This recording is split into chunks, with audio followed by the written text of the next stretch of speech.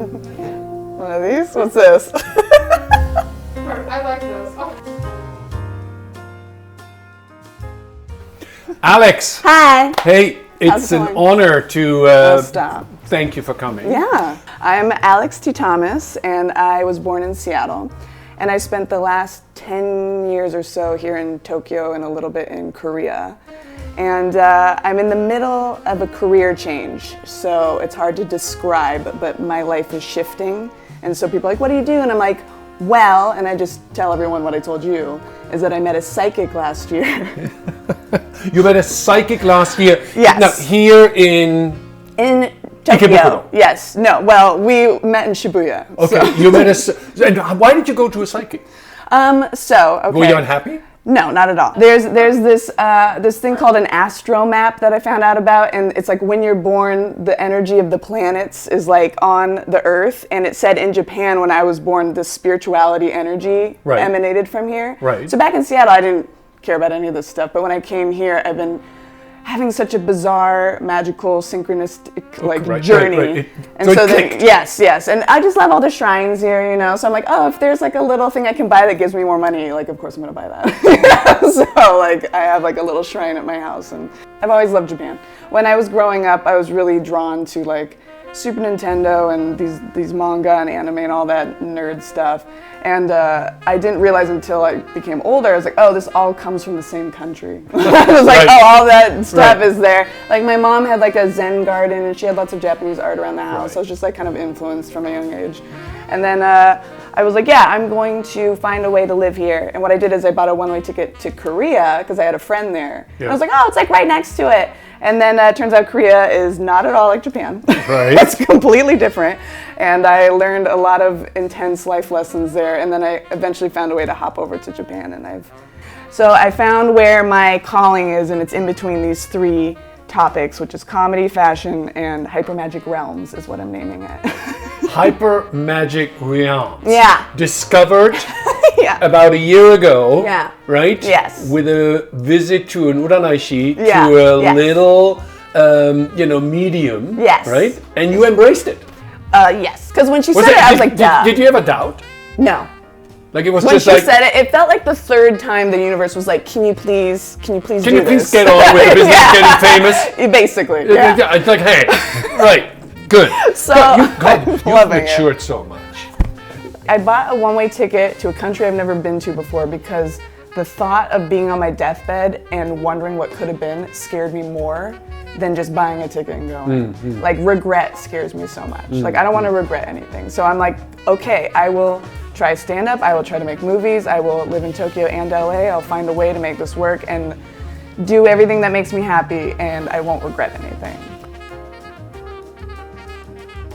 So tell us a little bit about your project, right? So you got this vision, you got this inspiration. A lot of visions. Oh, you got a kick in the butt. Yes, it was finally like, do it or else, and I was like, I gotta do this now. I'll show you where it started. This giant, I was like, who am I as a person? And so I made that. This is you. This is me, I think, the most I could think of. Wow. There's too many. Palm trees. I love palm trees. Okay. So I'm like, of course I should be in LA. Pop star idol. Yes, I love being. Brain. I love the brain. I love the consciousness. I'm a romantic at heart. Yes, all those things. What is an SD? SD. Sugar daddy, I want one. Culture. Friends. Friends are very important to me. Friends are very important. Movie set. I love movies. I like the way that home. Look at this. I want my home to look like a movie set. No, this is so cool. Home is directly linked to the movie set. I want to live on a movie set. And disco. Yeah, disco. Dream home disco. I have a big plan for my future home. It's going to be a museum after I'm dead, and there'll be a hologram of me giving a tour. That's my plan beyond death. Okay, good. Yes. I have plans. All right, core values. Adventure and freedom. I've never had a 9-to-5 job in my whole life. I refuse. Core values. Magic and spirit. I just want a magical life because the world is very magical and people forget that.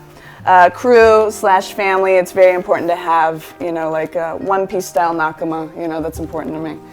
And loyalty and reliability is important for me as a person and others that I can rely on them. And then what's that one?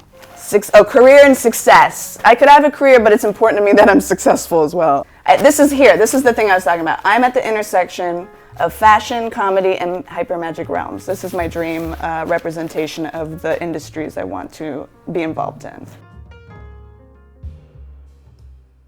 Alex, the stand-up from Ikebukuro. I'm not from Ikebukuro, but it's so yeah. That's one thing I'm really excited about. But yeah, I still have to pick out my outfit. Oh, that's why, because Are you going to go for red or black?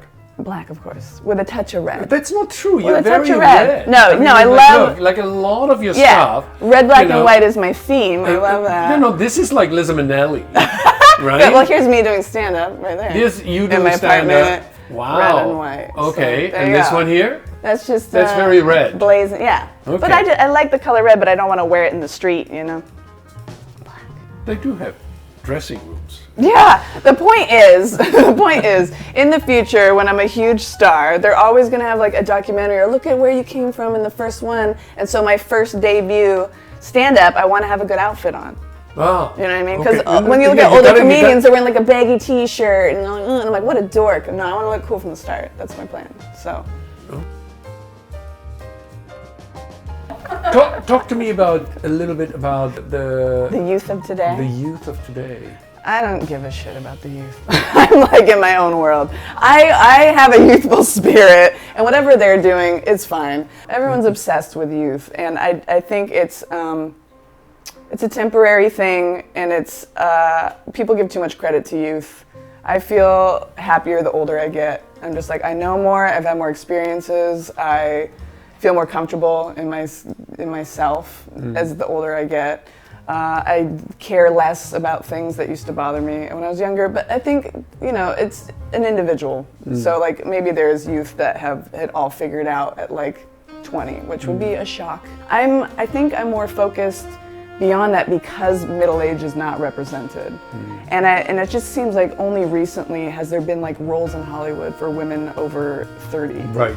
You know, and so I want to be part of that movement. Is like, you know, it's really inspiring to hear like Vera Wang designed her first dress at 40, and they, you know, that's a thing that people say to inspire people to keep living your life. And I think a lot of people think, oh, at a certain age, you're expected to do this in society or this with your life. And now that I've had this like revamp from the psychic that's like, follow your destiny, I'm like, I can just do that now? Like, why not? Like, why have I been following what everyone else is doing when I'm like miserable doing that? And I'm just like, this doesn't resonate. But when she said that and doing this sort of thing resonates, it almost felt like, am I allowed to do this? Like, is this okay? And I'm like, well, it feels good, so yes.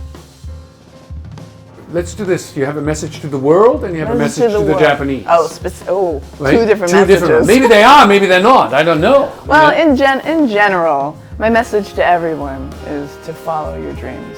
Like, it sounds cliche and cheesy, but it feels so good. And a lot of people have this like nagging knowing of a thing they want to do, but it's so weird that the human consciousness, we have this ability to not listen to ourselves and to go against what we're feeling. It's the craziest thing that we do. And we all do it. And we deny ourselves of what makes us happy all the time because we think we have to follow a different route to be happy.